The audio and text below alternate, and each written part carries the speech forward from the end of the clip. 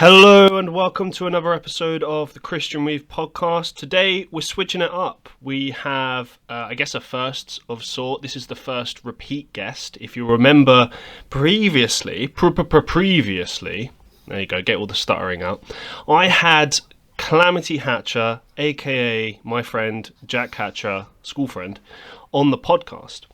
And we, at the time, had spoken about potentially doing future podcasts. And you know, guys, that I'm always open to having people on the podcast and coming back and such and so on and so forth. And Jack sort of told me, hey, yeah, let's do it. And I was like, okay. So a bit of a kind of preparation thing before we get into anything.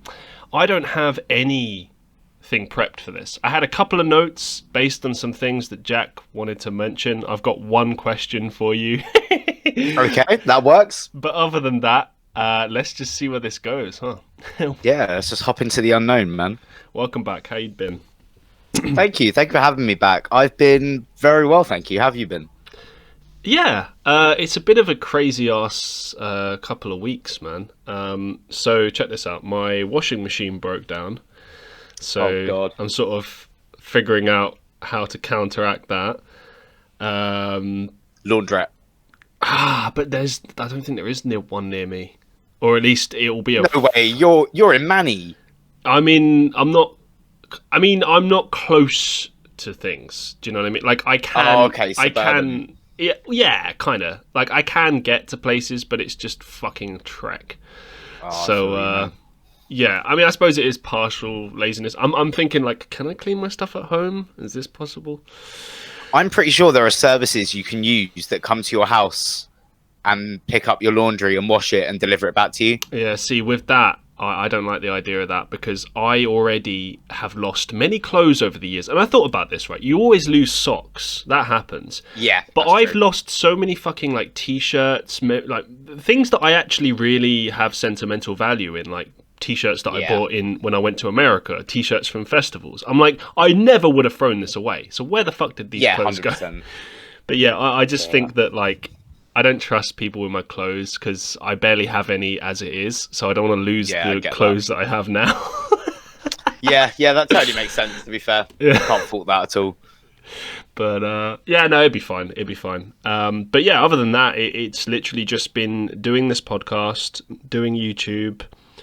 I've seen the grind, sir. Well done. It's been first manic. off, and I must say, the abandoned Bible school in Estonia, that was a fascinating watch. Oh man, a fascinating watch. Genuinely, really, really, really enjoyed that. It was. I think I've watched it twice at this point as well. Actually. Oh really? Wow. Yeah, like I was so fascinated by it because obviously that's something completely alien to me. You know what's really like weird I haven't travelled to parts of Eastern Europe and I don't what? have a lot of experience in visiting abandoned places. So it was two completely foreign territories brought together into one production. There's a couple of things that are amazing about Estonia. Like, first of all, is I've said it in the videos as well, but like how many places there are that are abandoned that you can just check out. There's like probably thousands of them because there's always been like war in Estonia. There's always been like issues there, and it's just one of those things.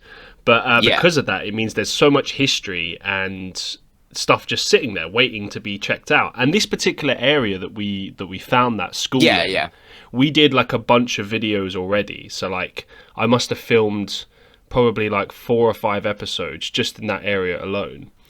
And like that was a surprise. Like we'd already checked out some local bunkers that were near there. Basically, it was all in this area that it took us about an hour out of the city centre in this place called Surupi. And the area that we were near was like close to a beach area on top of a hill. It was really odd, and it was in winter as well. So it was when you're in Estonia in winter. Like walking around in like forest and stuff, it feels very like dead and eerie, like I don't know, playing Silent Hill or some shit. So yeah, I get you. God, like not in a scary way, just in a kind of like as though everything is hibernating, like because in the summer Estonia comes to life and it's incredible, right? But in the winter it's like sleeping. And this area almost felt like trapped in time. I don't know how to put it, but yeah, it was very strange. And Okay. we found all of these different places. Some of them were like 100-year-old bunkers that were just huge, like in the middle of a forest, just randomly. Wow. Right? So obviously that forest area has grown up over time, so it wasn't always like that. And obviously these were like military bases. So some of them have remnants of that, and they'll have like broken fences around them. But some of them don't have anything that's immediately obvious. So it's Okay. it's like impossible to find it in summer, but easier to find it in winter. Okay. But this Bible school thing was in an area where there were other abandoned things, but we were just walking randomly, backtracking, I guess, and we were just going to check out these other abandoned places that weren't anything special, right? Yeah. And there was, if you hear in the video, I say that there's this building near it that's actually being used right now. That's, I don't know, some sort of, I don't know, some business. I don't know what it is, but it's actively being used right now. It's modern, right? And then directly across from that is this abandoned Bible school. And Wow. I thought people were living there. And then as we got closer, the windows are like smashed, so you can see that, okay, yeah, it's boarded up. Like, you know, I was thinking, like, I didn't want to immediately announce it in the video, which is why I filmed something else, and then I filmed it just in case. But I had this like feeling of like, oh, I don't want to promise something and then not be able to deliver, right? Yeah, of course. But we find a way in, and it's hilarious because it's literally, again, I caught this on video. There's literally like I don't know, a mini table underneath a window that's open, so you can just fucking walk in. Oh God. Okay. And we get in there, and yeah, it's huge, as you can see in the video. And it's just, Yeah, man. I think the thing that blew me away the most was that, okay, yeah, it is torn apart. There are really damaged areas and stuff, but there's so much stuff that's just there, still there. Yeah. And I found out later, and you'll notice I've retitled the video a little bit now. So basically, that was the official name in English is Eke Enke Sulupi Bible School, and basically the final year apparently of operation was like 2005. Oh, okay. So yes, it's not really been closed down for that long, but obviously the decor is old. It's like really old. Yeah, almost 20. Yeah, well, it's kind of like Soviet style decor, but with this, you know, that's just how it is. Yeah. But yeah, I was kind of blown away by that. It's one of the people in the comments actually said, like, yeah, I went to this school in one of the final years, and I'm like, what? What? Because it's so untouched, and there's so much stuff in there that's just sitting there. Like there was this, I don't know, like walking into the showers and finding like shower gels and stuff like that. That weirded me out. I don't know. Yeah, I can imagine. Oh my God.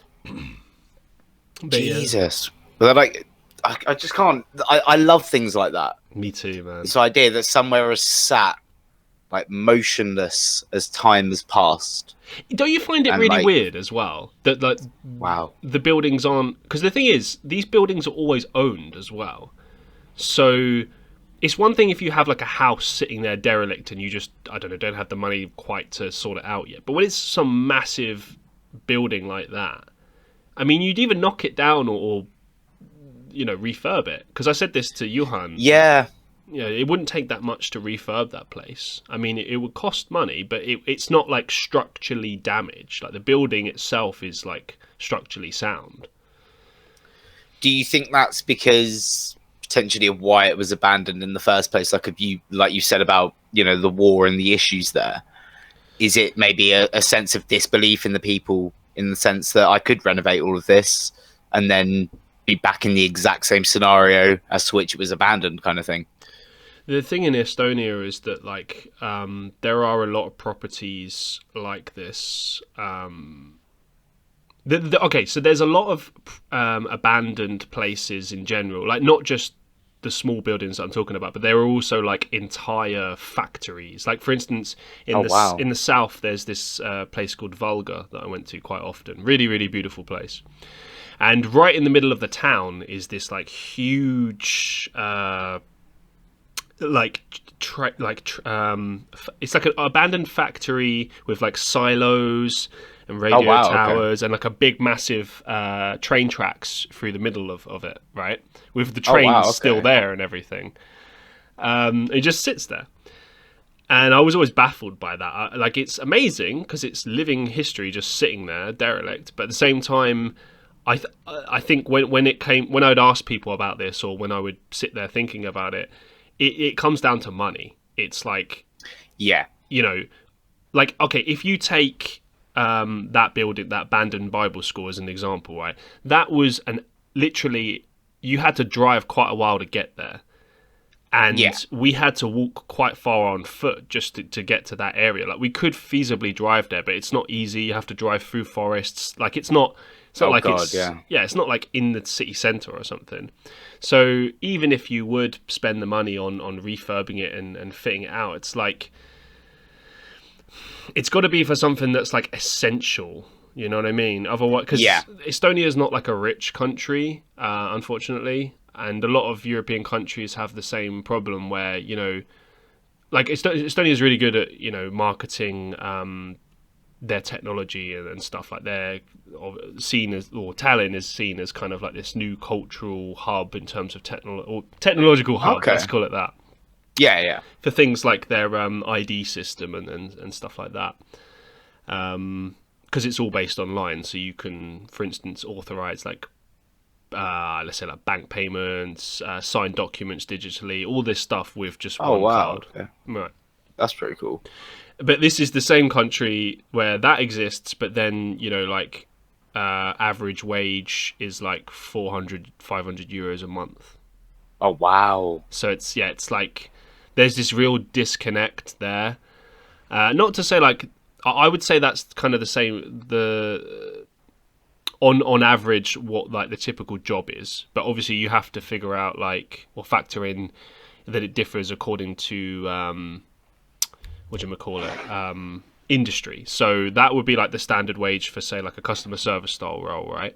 Yeah. Whereas if you have like an office job, then it would be more, but it really depends on your skill set. Like, I saw some IT jobs out there where people were earning like $3,000 in a month. So there is opportunities there to earn a lot of money, but like at the same time, you know, you have to have like this really advanced skill set in order to do it. So there's basically a big divide. And tying that into your original question, if you just don't have the money for investment for these things, you have to kind of figure out like, okay, well, what is worth investing my time in given the economy where it is at this point? I mean, there are options to import and export goods, for instance, to the local countries such as, you know, Russia and Latvia, but obviously Latvia is in a similar situation. Russia, I don't know how easy it is or what the business is like between those two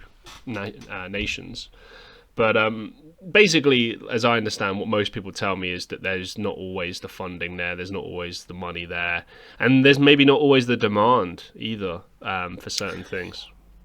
It's just, that's such a stark contrast to London, in the sense that, you know, we can't keep listed buildings here.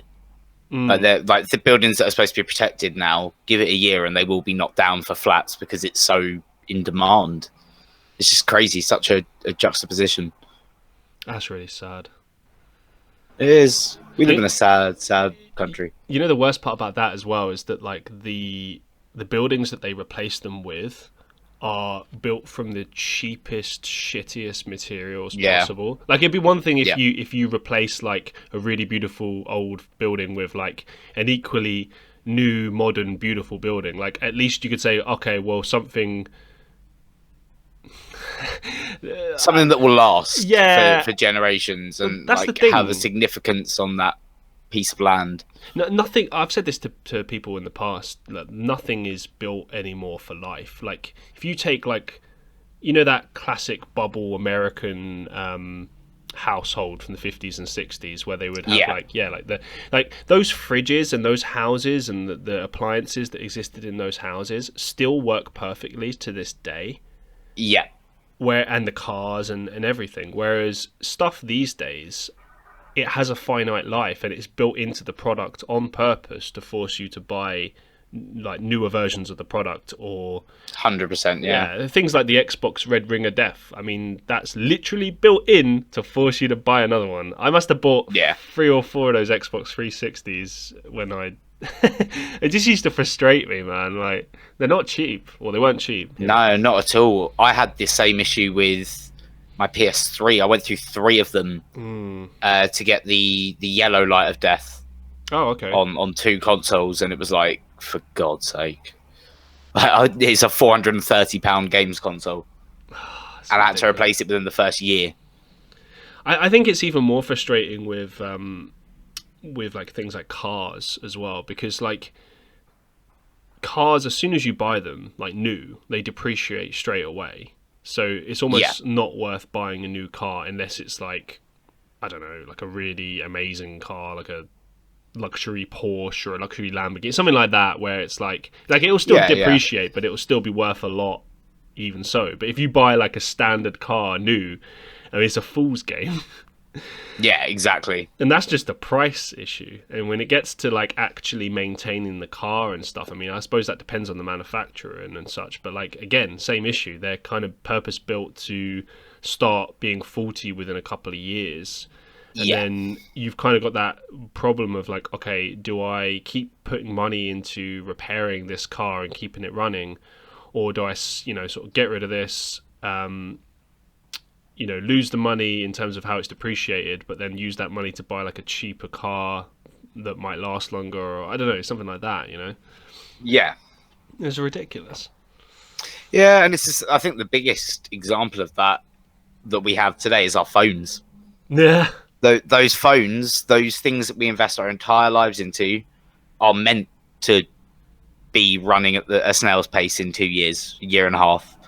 Like, they are meant to start dying down. The battery's meant to start not being as reliable, so that you'll go and upgrade again and put another, £1,000 plus into your new phone, probably over a 2-year contract. And then just when your contract comes up, your phone's going to start being a bit unresponsive, not what you want from it. You think you need an upgrade, and bang, they got you for another 2 years. See, what I will say with that though, like, I agree with you, but I also think that like it depends on the type of phone that you get. Because I'm against getting like any, I won't buy like a super expensive Samsung or high-end Apple, because I just fucking hate Apple. That's a whole podcast on why I don't like Apple. Oh god, yeah. But no, I'm with you on that. But yeah, no, I always just go for functionality, and I find that even the lowest of the low phones can still provide everything you need in comparison with the top phones. The only things that they can't necessarily provide are like maybe the best camera or fastest internet speed, or like maybe capacity. But then you can overcome that with things like micro SD cards and such. But yeah, of course. I think for me, I've always gone for a good phone. Well, recently in like the past couple of years, because of the camera, purely because for the past, up until a couple of months ago, all of my YouTube videos were being shot on a Samsung S8. You were filming on a fucking phone? All of them were filmed on a phone. Wow, fair play. Well done. I still do to some degree. I did a vlog last night, and that was all done on a phone camera. Oh, have you got that thing that I've seen sometimes people put on their phone as like a weird lens attachment thing that makes it better quality? Is that the thing you use? No, I've not even got one of those. What is that? I know the ones you mean. I'm not really sure. It was something I was going to look into, but then I switched to the webcam setup for videos, and it just works better. Okay. But that used to be the reason I bought phones. I never cared about that whole flex thing though. I like, even at school, I didn't give a shit. Sometimes I'd even like walk around with like, not. I don't know what they would be like. You classic 3310, but like it's not that. It would be something like that. Yeah. Right, yeah. And I would, like, people would be like, oh, that's a shit phone. I'd be like, yeah, I know. And I'd just laugh because I find it funny. Because I didn't need anything. I didn't need all that shit. Yeah. And plus, like, I kind of felt like it was all, at least back then, it was all pointless. Like, nowadays, I guess having a smartphone is kind of necessary for certain things. Like, it's kind of important to have one. But in the early 2000s, you know, do you remember that period when they had, like, iPhones out, but then they also had like iTouches out and iPods? Yes, I do remember. I remember sitting there thinking, like, what is the point of an iTouch? It's basically just an iPhone that you can't phone people with. So it's just the apps. So it's like a small iPad, essentially. Yeah, like I remember. So I went to Florida. Oh wow! When those came out, and I got myself an iPod Touch. And my parents wouldn't let me get a phone contract. Right. So this was the time the iPhone had come out as well. And I'd missed everything, all the trends. So, like, I didn't get a BlackBerry. I'll tell you this, mate. An iPhone. You didn't miss out. That BlackBerry thing was a con. I don't know why the fuck we all got them. But, like, it was like, everyone wants a business phone. It wasn't even that. It was... Okay, that's what it started BBM. Out as. Yeah, everyone wanted BBM, and the only cool thing about it was that, you know, if you could attach certain lights to certain people. So, like, I don't know, if it's your girlfriend, it comes up as pink or whatever, and it's like, okay, cool. And then that wore off, and then you just realise, like, oh, actually, this is just a shit phone. Yeah, it was just a bit strange. I don't understand why it took off the way it did. But I was just like, okay, I missed that trend. I missed the iPhone trend. I didn't get an iPhone until past university. Was like my first proper smartphone that wasn't like a crappy little smartphone. What did you? How did you? I got a 4S. Okay, but what did you think, like, when you got it? Like, how were you like, oh yeah, it's brilliant, or were you like, oh, like? Initially, I did think that because I'd had really crappy smartphones after that, and I was like, this interface and everything. And do you know, one thing I will still say, the iOS interface is quite pleasant to look at. It's aesthetic. I like it. All right. But when I switched to Android, and the reason I switched to Android was because of Pokemon Go, weirdly enough, and people I was playing Pokemon Go with that had Android phones, and they were able to do things that I wasn't able to do on iPhone. Okay. And it's when I fully went into the settings of my Samsung Galaxy, and then just said out loud, I'm never getting an iPhone again, and never have. Purely just because I feel with a Samsung, and this is not a brand endorsement for Samsung, I'm just pointing that out now.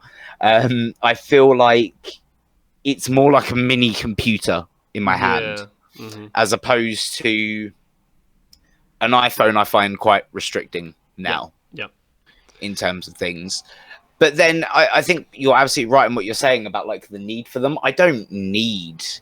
Well, no, now I do need the things I have because it helps me run, you know, my social media presence, my YouTube channel, that kind of thing, massively. That's the only reason I have mine as well. Like, I wouldn't have social media if I didn't do, like, YouTube and all that. I just wouldn't. Yeah, I'm the same. I'd have Facebook Messenger. Right, yeah, for family. As a messaging platform, but then I would have a deactivated account probably.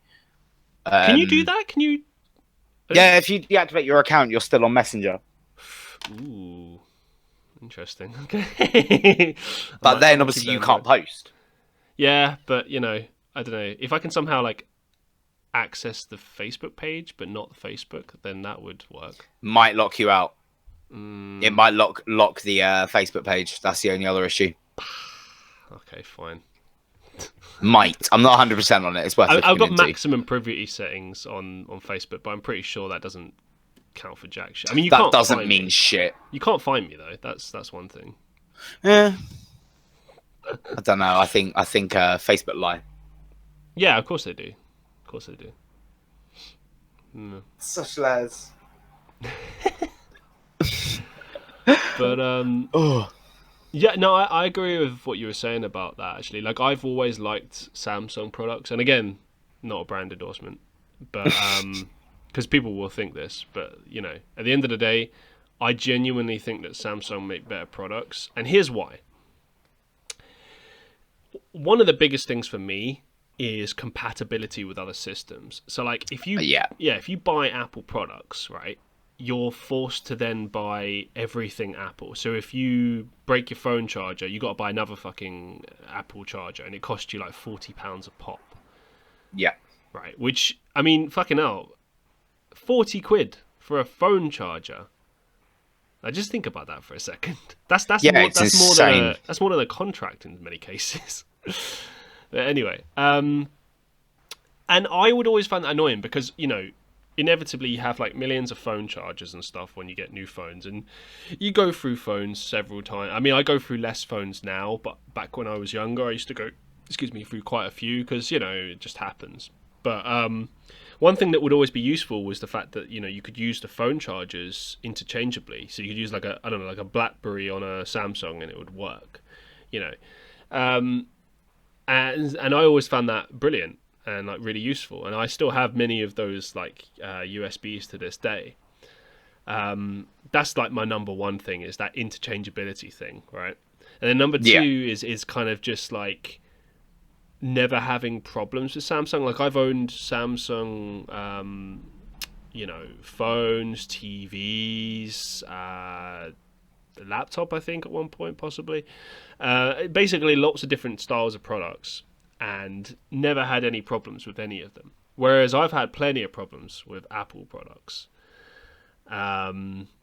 I mean, I think the only product I ever owned that was an Apple product that didn't let me down was the iPod Classic. Like, that thing is actually indestructible and fantastic. Yeah, they were beasts. Yeah, but obviously that became obsolete when, you know, Spotify and all those streaming platforms became out, which is a shame, but, you know, it served its purpose for its time. So it was, yeah, completely. I mean, it's not just our Apple as well. All of the like MP3 players were then obsolete as well. So I miss those. They are, just this tiny little thing the size of a USB in my pocket that just had loads of tunes on it. It was ridiculous. I mean, it was brilliant. Like I was that poor kid that like I couldn't afford a MP3 player or a phone for like many years. So like for the first couple of years, I don't know if everyone noticed this, but I had a literal Walkman CD player that my granddad had given to me. Oh, they were sick. Right, and originally I would just have like one CD, so I'd like have like a Metallica CD or like a Greech, what's that band? Good Charlotte or Linkin Park, something like that. Yeah. And then I'd realise like, first of all, this is fucking huge. It barely fits in my blazer pocket. And then secondly, it's like, listening to the whole album the whole day, it's like, okay, I want to listen to other stuff as well. So I'd start like carrying multiple CDs with me, and oh god, obviously they get smashed to shit, and I sort of realized like, this isn't a sustainable option, and it's like real hassle having to quick like change the CDs, and I'm very picky as well in my music, especially back then. So eventually when I did get an MP3 player, it was amazing, but at the same time, even back then, I still found it hassle having to kind of move all of the songs onto there. And then you didn't have shuffle back then. That was an Apple-only idea originally. So you literally have to go through them in the order that you put them on there. And so like it could be a long time before you find a song that you're comfortable listening to. So I don't miss that at all. Fuck that. Yeah, I remember that from like school trips in primary school, because I had the same thing. I had my CD Walkman. Yeah. And I used to carry like a little leather case, like CD case thing. Oh my god, I remember those. Like the sleeves that you could put loads of CDs in. I used to take that with me and just be swapping them out all the time. I had one of those. And like if you went over a bump, it would put like the song would stop, would like jump. Oh yeah, I remember that. In the CD player and shit like that. They were the good days, man. This is like I've unlocked a fucking memory. I remember that. I had one of those. It was like almost like a binder thing. It was like a zip binder thing that you could open. It was a pretty good bit of kit actually, and I had like I think 50 slots that I could put CDs in. Okay. So you could carry like tons of music with you. And obviously when I figured out how to start burning music onto CDs as well. Oh god, they were the days. Yeah, I had compilation albums. Mate, I made some terrible compilations as well because I hadn't really figured out that like it's better to have stuff based on like genre only rather than like you can mix it up, but like especially now, like I have it separate. So I have like a metal playlist, rock playlist, Yeah. indie playlist, like whatever, right? But back then I was like, oh yeah, I can put like a Bring Me the Horizon song on the same album as like a Paramore song, and then I don't know. I mean, you probably can now. Yeah, definitely. Yeah, but it just, I don't know, Now it go down. it froze me. Yeah, I get that. I definitely can do it now. It's like you can build them on the flow that you're having at the time. Yeah. But is that flow necessarily like retrospective? Can you go back? Can you be like, oh, I'm in that exact flow again today, that I can go from this to this to this? It's quite difficult to get back into it, I guess. It's in weird. The same way. I like building playlists on your current. I don't know. Very strange, because I kind of get what you mean. I've done the same thing myself. Yeah. And it's like, okay, like, yeah, I get why I might have enjoyed that at the time, but this doesn't really go together. Yeah. The weird thing that I found as well, and I think I've said this possibly to you before, and I've definitely said it to people on the listen to my YouTube videos and such. Might have even said it on the podcast before, actually, that like my approach to music is totally different now, right?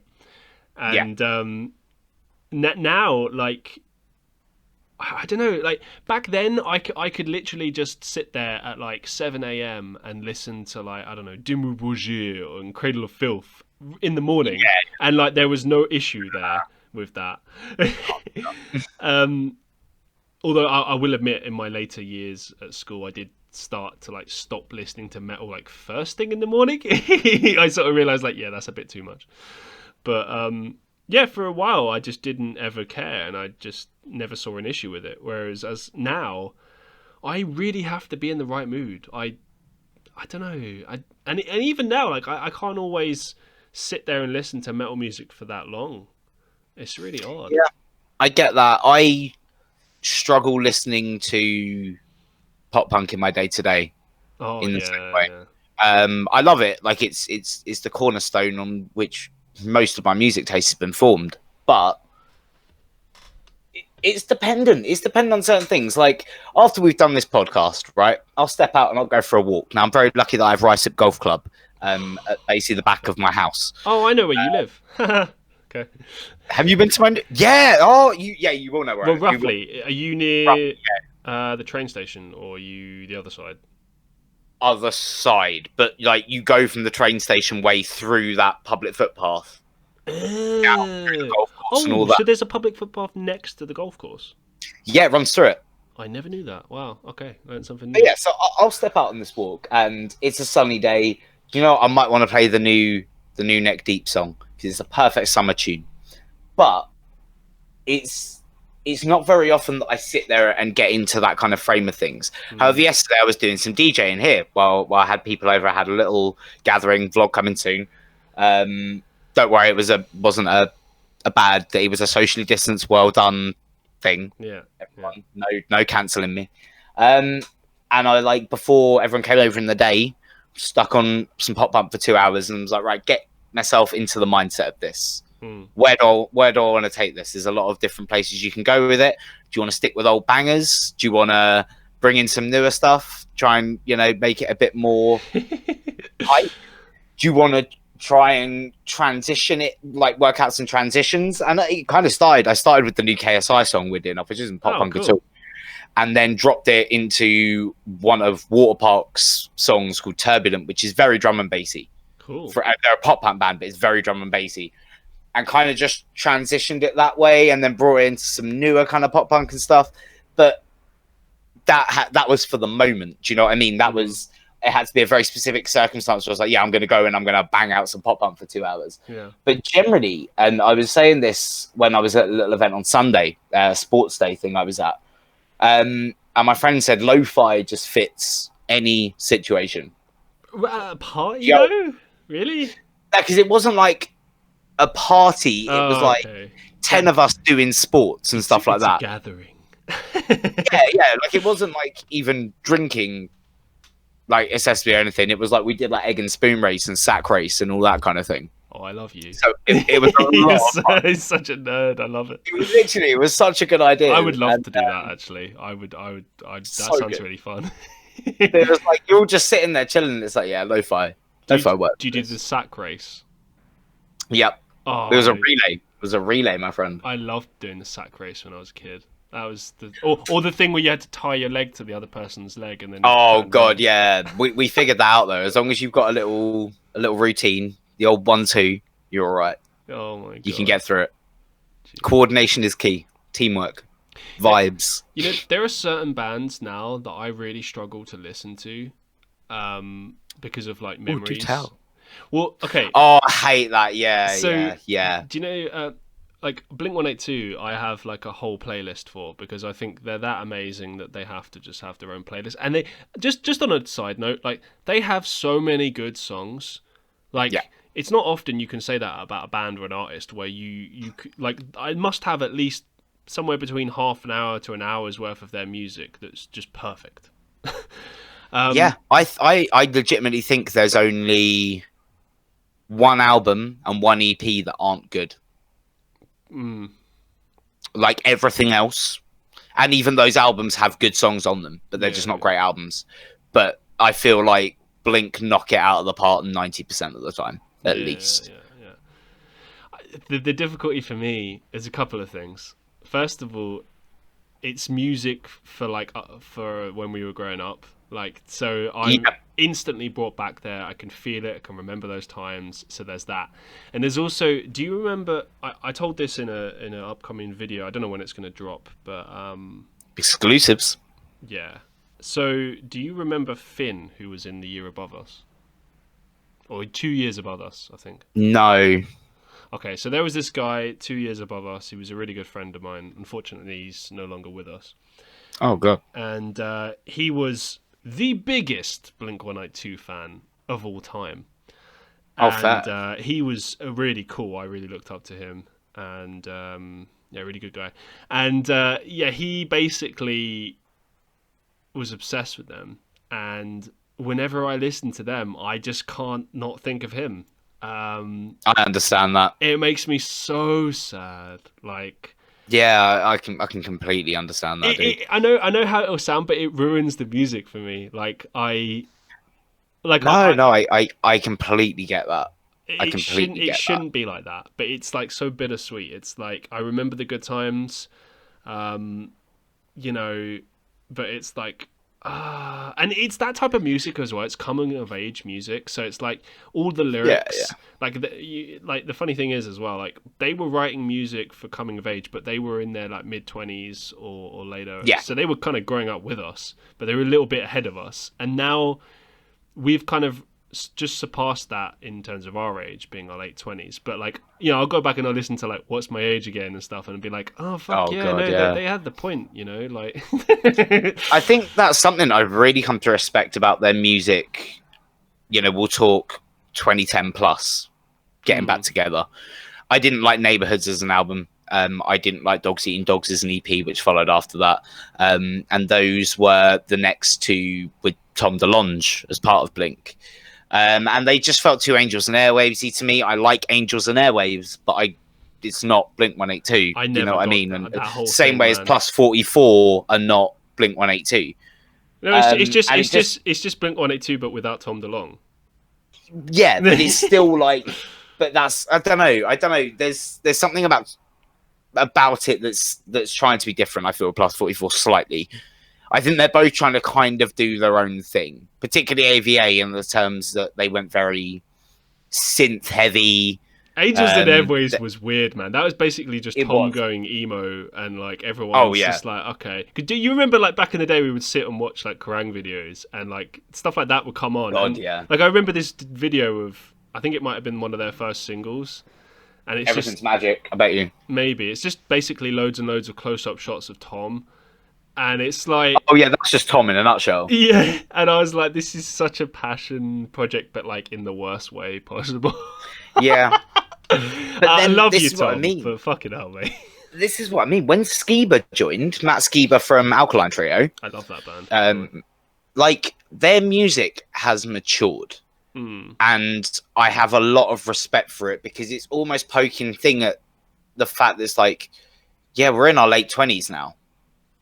Yeah. We're still acting like fucking idiots a lot of the time, but also we're real adults with these real issues that are real, and we're trying to deal with them, and it's not an easy life. But because it's not an easy life, sometimes we do stupid things like getting blindly drunk because we can't cope with shit, or we go to a party, and because we've been so contained within our adult lives of being responsible, we go to a party every now and then and we just devolve into something, and it's like a social commentary on that in a lot of ways, and a lot of social commentary on just the way things are. I think California as an album is a massive social commentary on that. Nine, the most recent album, is a breakup album. Is straight up about being in an adult relationship, and it goes through the entire, from the first song being called First Time and about falling in love for the first time, to ending with acceptance and moving on with your life and that kind of thing. Like, it tells a very adult narrative, and it's very meta. Then with the new single they've released called Quarantine, it's meta as fuck, sporting such lines as fuck quarantine, fuck this disease, I thought that things were fucked up in 2019. Yeah, it's just a social commentary. I get what you're saying, and I'll be real here. Like, I haven't really listened to any of their new stuff. Like, for me, Blink-182 kind of ended when they released their greatest hits album. For me, I get that. And it's not that they don't make good music now. They do. It's just greatest hits. It's not that. It's that, like, I feel like the essence of what they were kind of ended there. And, like, it's fine that they continue to make music, but, like, there's so many bands that's the case. Like, Paramore is a good example. Like, they stopped being Paramore after a certain amount of time, and it became something different, which is fine. If you want to do something new and something different, I'm totally for that. But don't maybe call it that anymore. Do you know what I mean? Yeah. Like, I mean, just a heads up, Hayley has said that the next Paramore album is going to be Paramore. Yeah. Like, she said it's going to be rocky, but then every artist says this about their shit. Yeah. We're going back to our roots, guys. Here's 3 hours of synth. The thing is about Blink-182 is I don't think they needed to release any new music. I think, like, they were bored. Yeah, I know, but their old music was so good that they could have just done, like, greatest hits tours till the end of time, and people would happily go all the time. Like, look at System of a Down. An interview. System of a Down. Yeah, 5 albums, right? Do they need to release a new record? No. They can if they want, but I think the difference is System are doing things like they're doing other things. Yeah, but Blink-182 are as well. And Travis Barker's this is what for people. This is what I mean, because I think when Blink-182 finished, it was actually a good, for the first time. I think it was a good point for them to finish. Mark and Travis were fathers at that point and wanted to spend time with their kids and learn how to be fathers. And, now I don't know as much about Travis. I know that he has one of his daughters comes out on stage with him a lot of the time to do the drums when they play. But Mark, he lived in London for a few years. He lived in Chelsea. That's mad. And he, with his wife and his kid, and him and his kid were Chelsea season ticket holders. I wonder why they chose London. Like, that's so random. He said he always wanted to live here, and that there were a list of things he wanted to do, and he'd done a load of stuff, and then he said, I had realised that I wasn't done with music, and I didn't want to just do a greatest hits tour every 5 years. He says, I'd rather do a tour every 3 years with new stuff as well as that stuff, and just keep on the road and keip doing things. Yeah, I get that. But, like, and then even to the point when Blink went on a break between albums, between the previous album California and 9, he formed Simple Creatures with Alex Gaskarth from All Time Low, because he wanted to do a kind of more poppy synth pop punk type project that he put on the side. And I think it was just a case of, like, and you've seen it with Travis and the amount of collabs that he's now doing with various rappers and artists and that kind of thing. I think they got to a point where they were just like, I get that we're like 40 now, but we're not ready to stop doing stuff. Like there's still something in us, and I've kind of got to respect that, because as much as like it may not be your cup of tea now, and as you said, you know, to a lot of people, Blink died a long time ago. I think if you've got that passion for it, go out and do it. Do you know what I mean? Yeah, if anyone's going to sit there and be like, huh, Blink-182 is dead, I can't stand this stuff anymore, Blink-182 died when Tom DeLonge left, you know, that's fine.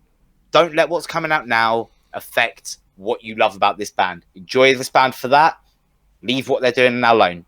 They want to do it. Yeah, no, don't have to hate it. Like, I'm not with the crew that says they shouldn't be putting out music. I'm all for them putting out new music. I just wouldn't put it out under the Blink-182 name. Like, yeah, I get that's you. more because what I'm trying to say. What my underlying point is that I think that their body of work up to the greatest hits, in my opinion, was flawless. It was perfect. Yeah, and I feel like this is the same with many bands. And yeah, back after connection loss there.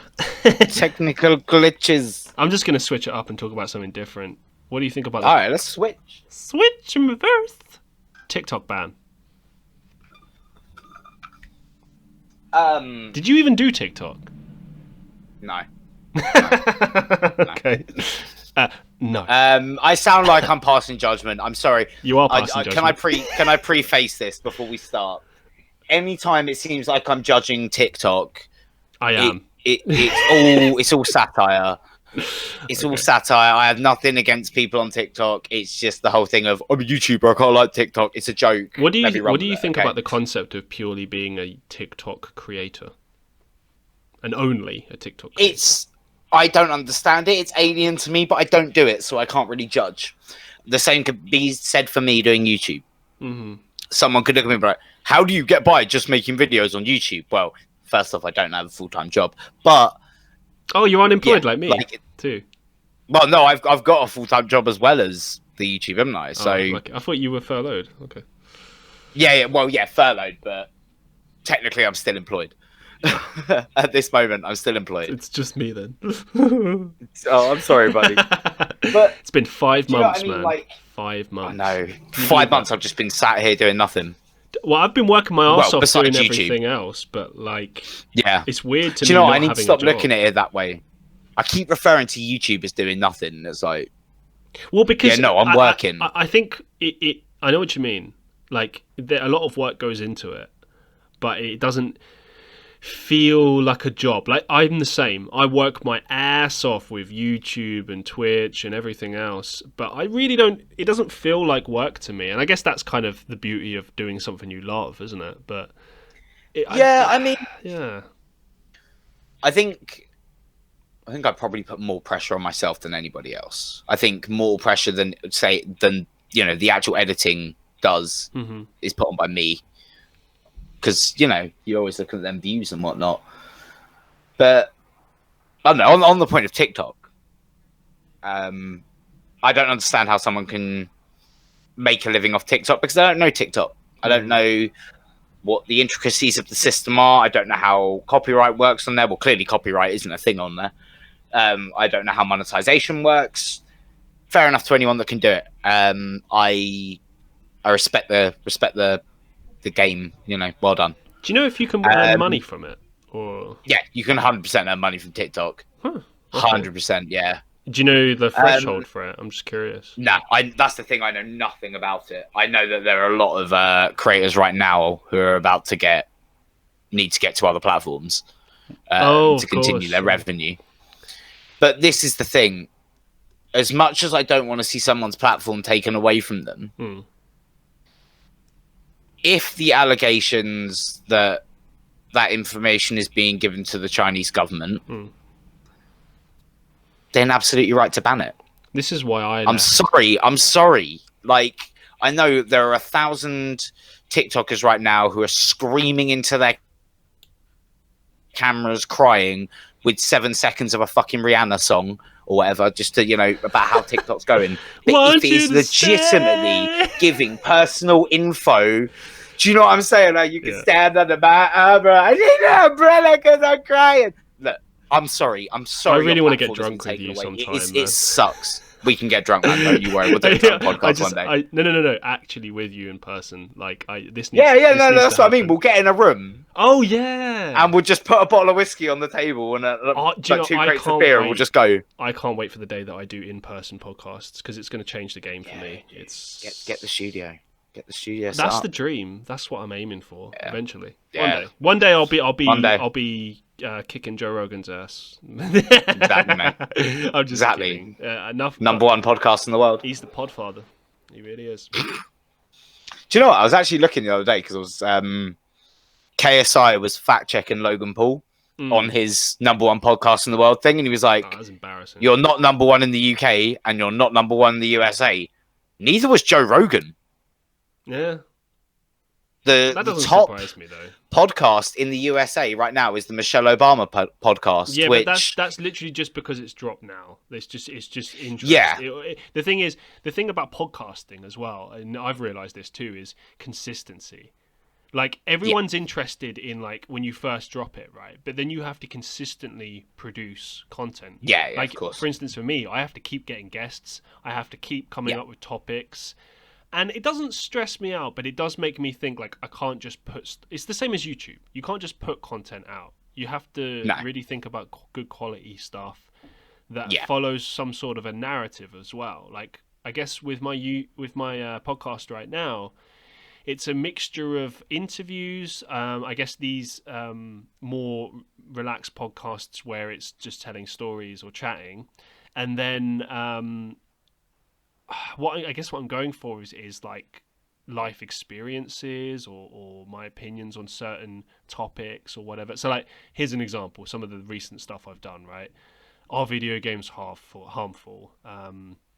Living in the moment and death. I recorded a podcast today on my experiences with bullying. So, just a range of different things, but I want to create, like, meaningful stuff that when people listen to it, either it makes them question or they can relate, or it's like actually something worth listening to and not just like, oh, here's another one. Oh, here's another one. Yeah, I completely get that. And that's the quality, thing. not quantity. That is it. Precisely. But still quantity. Yeah. I mean, I think it depends on the podcast. Like, this is why I'm a bit more relaxed with YouTube now. Like, it's a bit mental at the moment in terms of the amount of podcasts. Holy crap, there's some stuff going on out there. But, like, that's just because I scheduled a bunch of stuff ahead of time, and then now I'm creating new content, which is going on top of the old content. So there's just a lot of content. But around, I guess, October, November time, there's going to be, like, much less videos. And I'm not that worried about it because now I feel like I've kind of built a base where there's an existing bank of content to be consumed.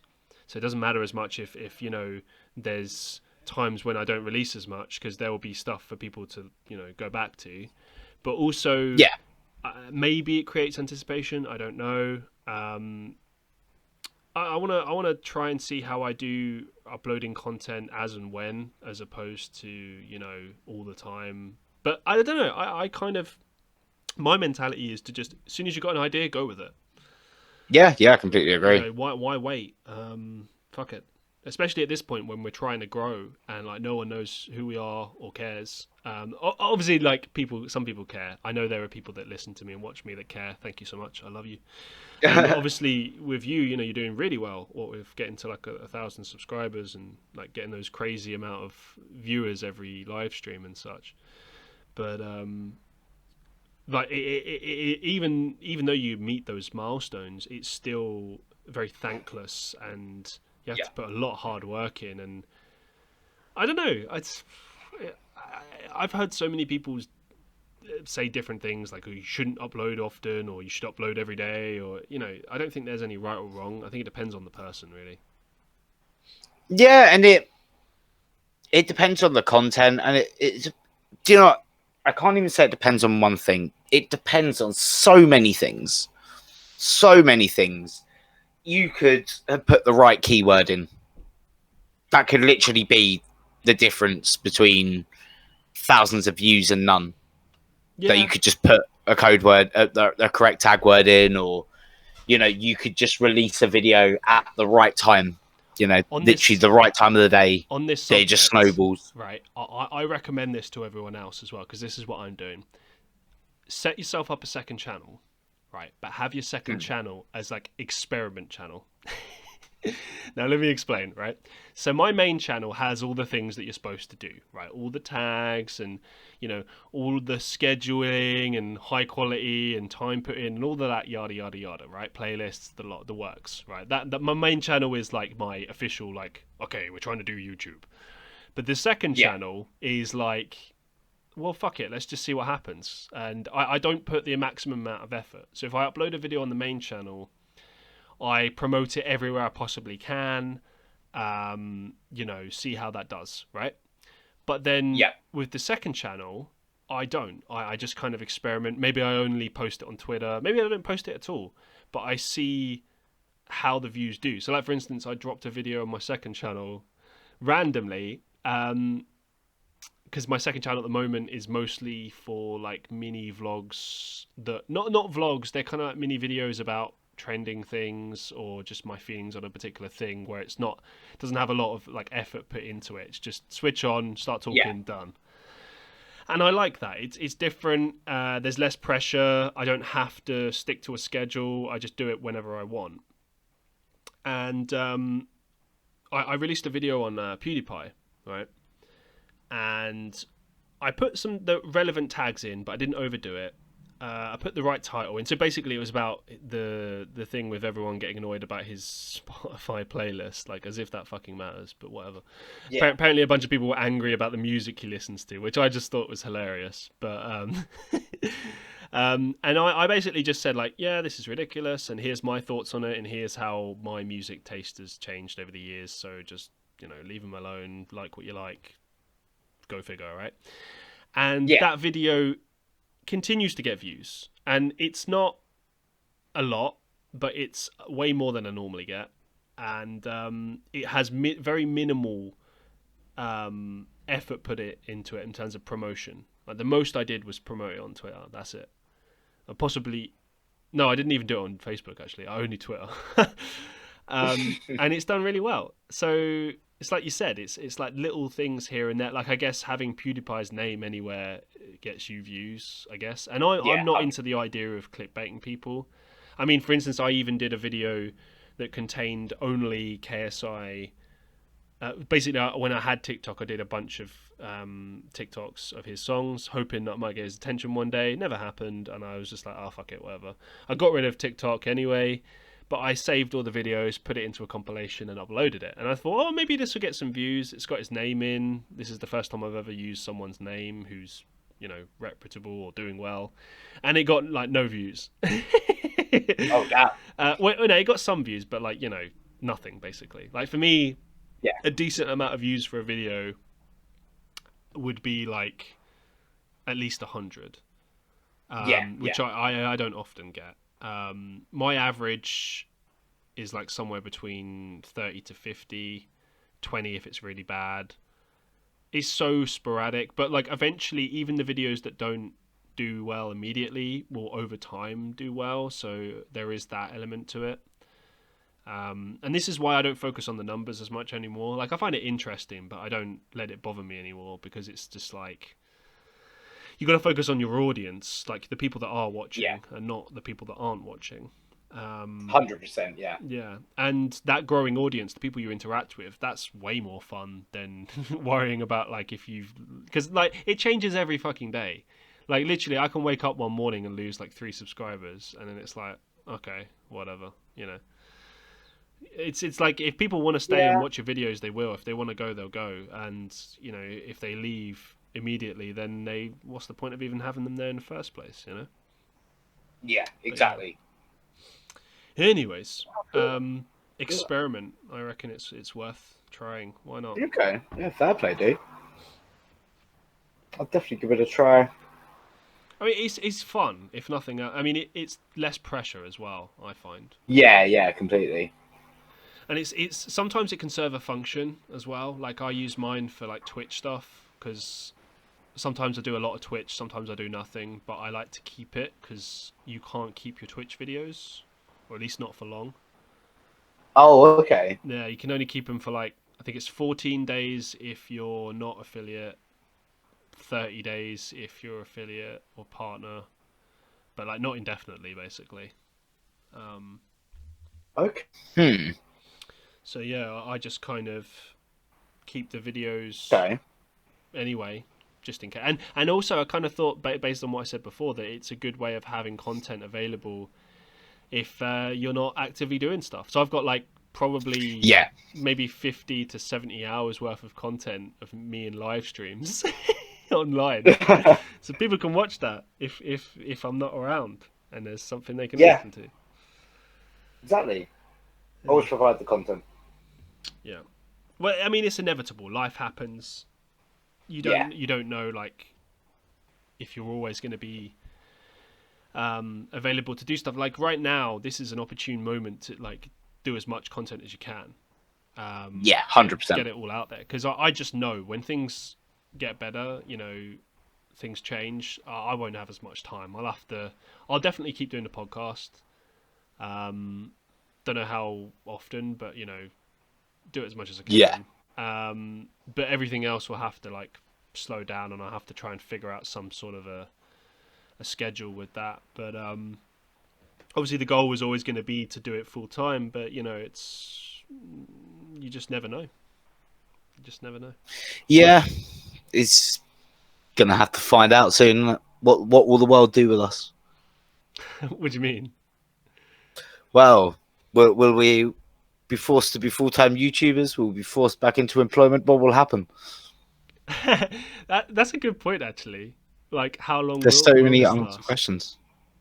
I am intrigued. I mean, it has been 5 months now, which is mad. Yeah, it's just crazy. I do wonder sometimes wouldn't have thought it would happen. about like fate. Like if I was, because I remember years ago, like sort of wishing that I would be able to do YouTube full time, and now I am. What the fuck? Not exactly the circumstances I'd envisioned, but no, I suppose not. The grind is on. No, we've kind of been, in a way, it's like a blessing and a curse. This thing, isn't it? Absolutely. I mean, it's a curse, absolutely, more than anything else. But I don't know. At least it's given... I mean, it gives you an opportunity to like, really experiment and kind of figure things out and understand, like where the channel needs to go. Because like for me and you, we're very much still in like early stages, in a manner of speaking. It's still very much figuring out like, okay, what is the content going to be? I mean, like for me in the podcast, I never planned to do my own podcast. I wanted to do a podcast, but I never envisioned that it would only be me or my just me only. Like I thought like I wasn't good enough to do that, or it just wasn't feasible, or that people would even listen, that people would be interested. I didn't really think that would be the case, which is why I originally did a podcast with 2 other people. Okay. And then when that ended, I was like, well, fuck. What now? And I just thought like, oh, well, I don't have the equipment anyway to do it, which I did, but it just, it's not the best quality ever. But it's actually turned out okay, so it's not too bad. Okay. But I did order a mic, so it's going to sound better soon. So that's... Woo! Woo! Shout out to Blue Yeti. Oh, God, Jordan Blue Yeti, fair play. Yeah. Well, the only reason I was able to do this was because Stilsy, shout out to Stilsy, Twitch streamer, he saw me Twitch streaming, and inevitably it was one of my streams where no one turns up. And he turned up, and we just ended up having a convo for 45 minutes. And he was like, you should try this. You should do this. And I was like, ha, I would do if I had the money. And he was like, check your PayPal. And I was like, what do you mean? And then literally he donated a ton of money to me on Jesus. PayPal. Yeah. And it's like the first time that anyone's ever done that. And I was just wow. Shout outs to him, dude. Yeah, I was like, oh my fucking God. Thank you so much. And I used the money immediately to get the mic and myself a guitar. So, so now I'm able to start recording decently, and I'm able to start writing music again. So, thank you. Awesome, dude. But yeah, things like that only happen like once in a blue moon. And the thing is, Yeah. he's a fellow streamer as well. He gets it. He knows and he's been doing it years, and he knows how thankless it is. Yeah. It is one of those things, isn't it? Just you keep grinding, you won't get anything for it, but Well, you keep grinding. The thing is, and this is what I've realised as well, is shout out to Childish Jacko. I've said this a million times, that his ethos to YouTube is really where your mind should be. And for a while, I kind of got too obsessed with the numbers, and I was like, I was getting sad by it, and it's not working. And the reality is, these things take. I mean, no one knows how long it could take. Years. It could be very quick. Like, you just never know. And also, you got to love what you're doing. Yeah, 100%. Yeah, you got to enjoy it. Otherwise, it just becomes, I guess, just like a job. Not fun anymore. Yeah, exactly. Yeah, so I've started to just focus on doing that. Just make stuff for a laugh when I enjoy it. And I guess it comes out better that way. Maybe. I don't know. Yeah, definitely. I think, if you don't have that passion behind it, it doesn't go anywhere. Like, it's just not going to go without the passion. It's very true. Very, very true. Gotta have that. Gotta have that love. You mentioned, because I wrote down all the stuff that you mentioned that you wanted to talk about. That you suggested. Ooh. YouTube versus Twitch drama. I know nothing about this. Tell me more. Oh, right. So, are you familiar with the channel Leafy is Here? Yeah. So, Leafy did a content cop. Oh, really? On Pokimane. Oh, wow. Okay, that's funny. And revealed to the world, which apparently people didn't already know. Right. But, come on, guys, there was a fairly safe chance that this was probably a thing. Apparently, Pokimane has a boyfriend. Okay, and apparently, that's the internet's business. When she's clearly tried to make it not the internet's business. So now, obviously, so then Keemstar bigged it up and did a drama alert on it. And it's basically this whole thing now. I thought he said he was quitting. I'm sorry. I thought he's still not got round to it. Oh, yeah, convenient. And so all of Pokimane's simps, as they're called, a lot of them started, actively turning against her. Because I think a lot of these people genuinely believe that one day she was going to see their username in her chat and just fall in love with them based on that, and they were going to live happily ever after. And I still don't understand the simp mentality to this day. It baffles me. I just don't get it. But we've now gone a level above that, where it's like the hashtag YouTube versus Twitch, or Twitch versus YouTube. It was a thing. It was trending. But how? What? And it was. What?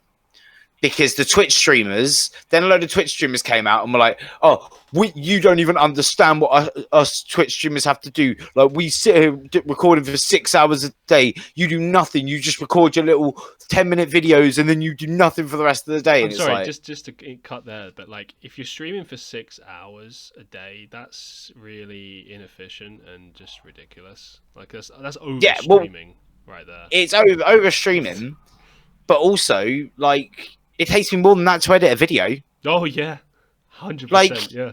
A 10-minute video.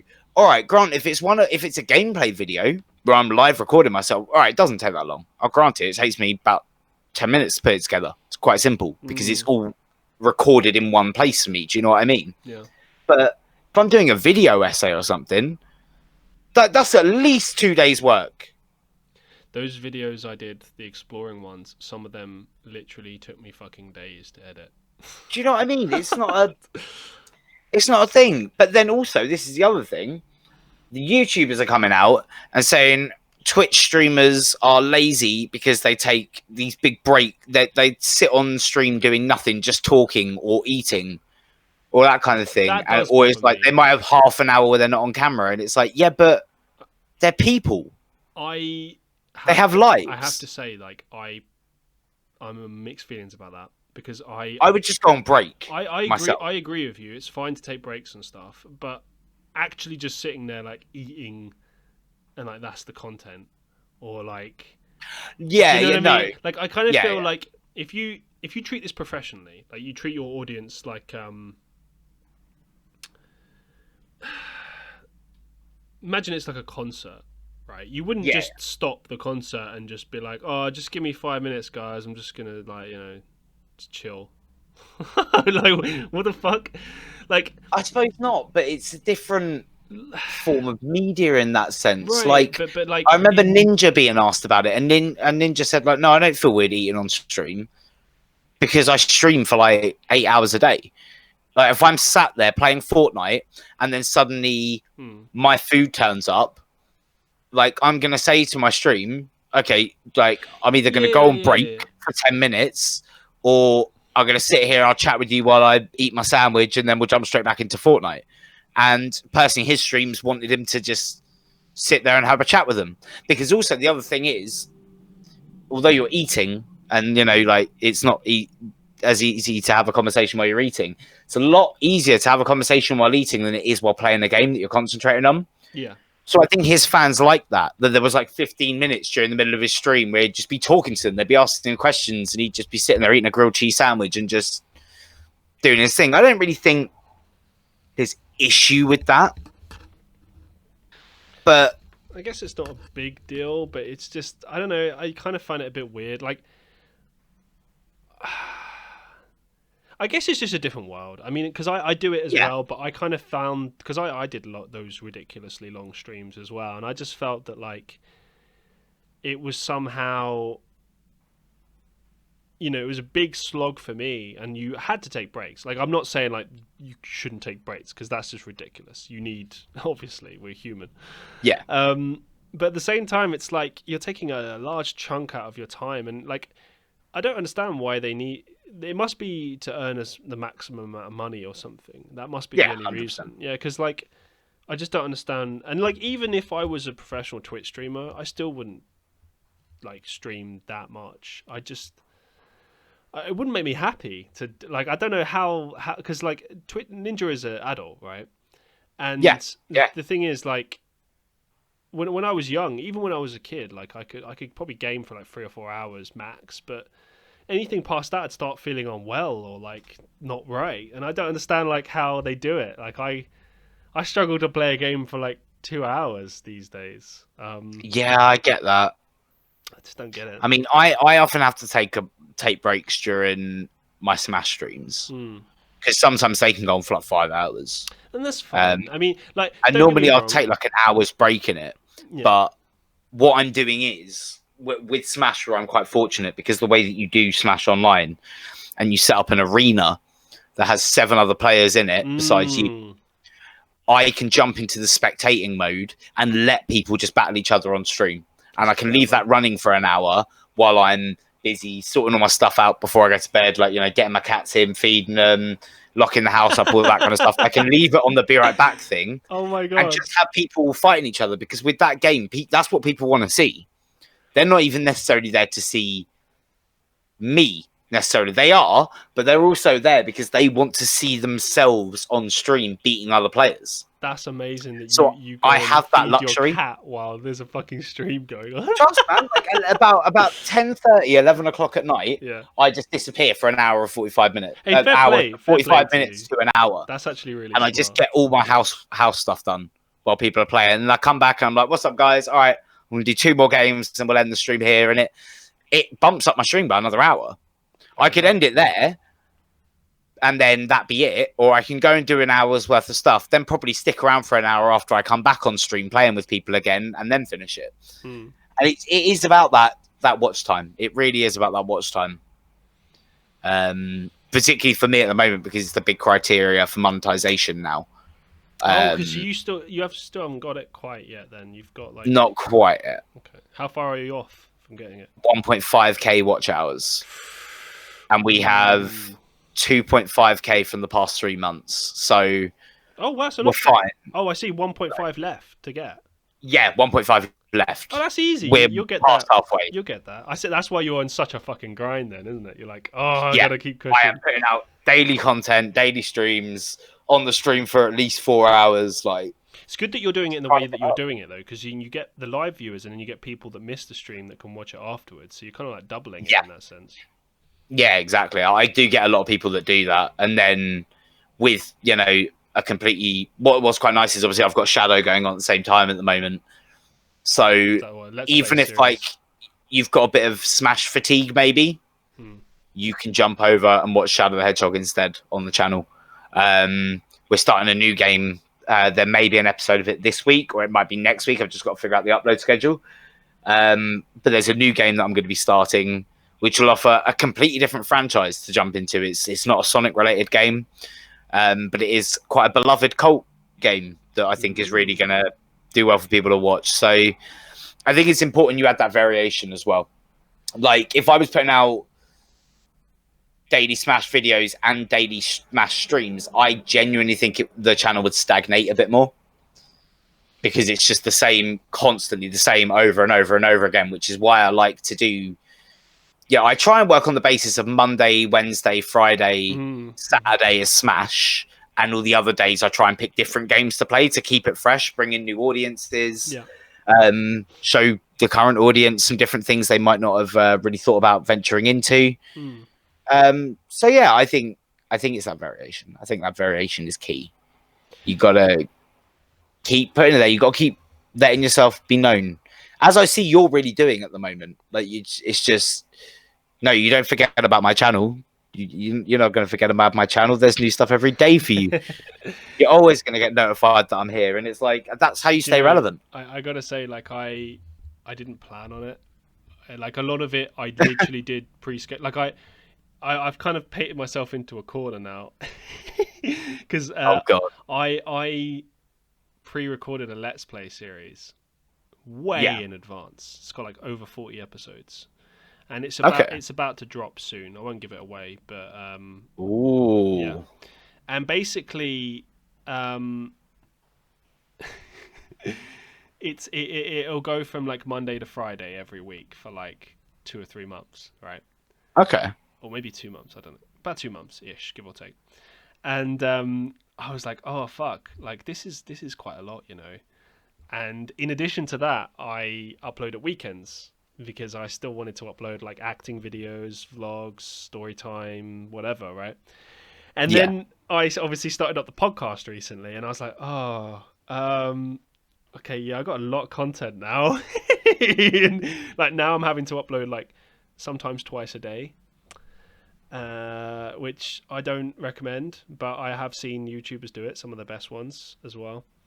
My only concern with this is my existing subscribers will get notifications. However, you can turn notifications off. That is a thing. You don't have to unsubscribe.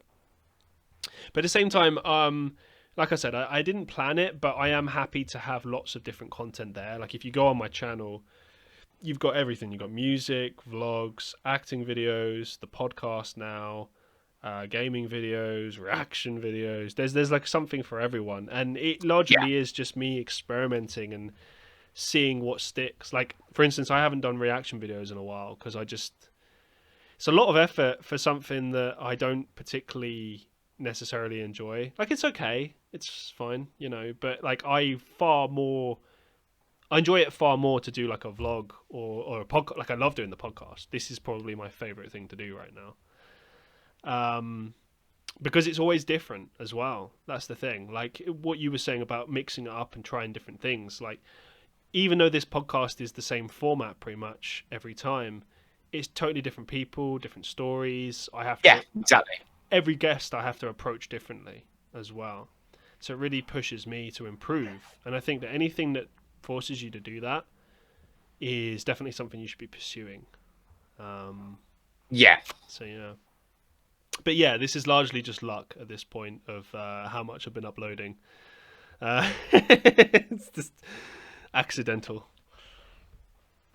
Yeah, I get that entirely, dude. Like, but I think you've really worked on that grind. Like, you're really smashing it. I'm looking forward to seeing this gameplay series. It's not okay. I am underselling it, but only because it's not like the best.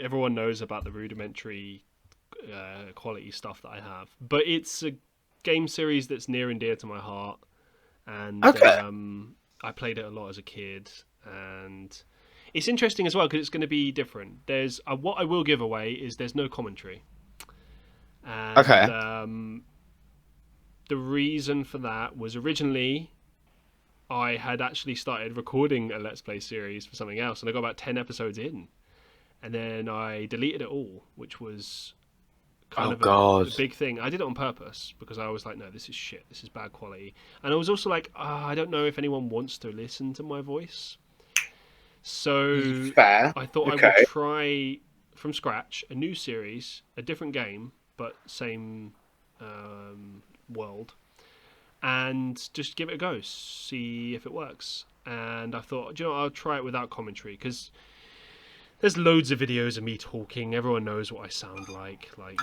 If you really care, you can go see those videos, right? So I thought I'd do something without that and just see how people would react and see if it does anything for the channel, because to be honest, the existing gaming videos that I haven't really done anything for my channel.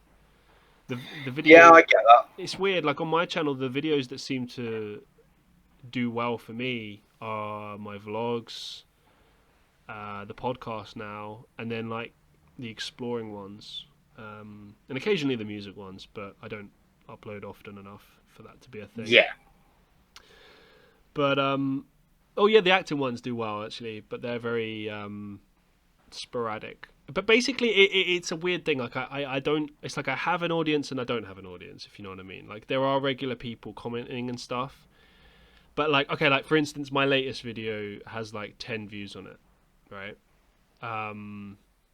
And that's fine. I don't expect videos to just suddenly get tons of views, but like it will sit like that for like a good week or two before it might pick up. Sometimes they never pick up. And the difficulty for me is finding some sort of consistency or to learn something from it, because while I don't obsess or get upset with the numbers, I do try to like learn from them if I can, and figure like, okay, should I try different things? Should I stop doing this? Do you know what I mean? Like I try to learn from it, but I just don't really feel like there's much I can learn from what I'm doing right now. So I just keep trying and I just see what happens, really. Yeah, that's what you can do.